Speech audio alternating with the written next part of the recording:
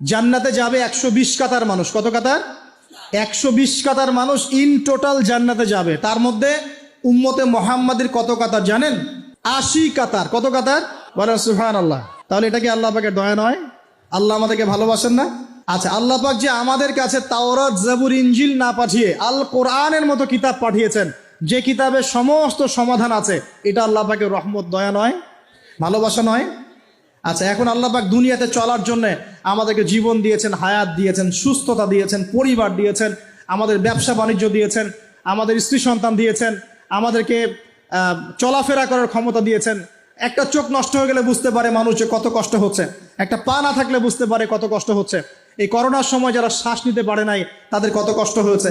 সুস্থ আছি, সুন্দর আছি, পরিবার আছে, আল্লাহ রিজিক দিচ্ছেন, 3 বেলা খাওয়াচ্ছেন, কাপড় দিচ্ছেন, শিক্ষার ব্যবস্থা করছেন, ইবাদত করার সুযোগ দিচ্ছেন, গুনাহ করলেও আবার মাফ করে দিচ্ছেন।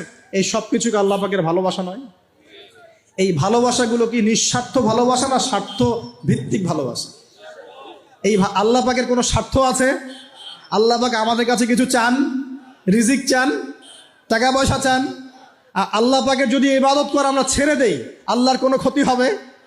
আমরা ইবাদত করে ভাসিয়ে ফেললাম, আল্লাহর কোনো লাভ আছে? আল্লাহ পাকের শক্তি কি আরো বেড়ে যাবে না কমবে? নাকি যেমন আছে তেমনই থাকবে?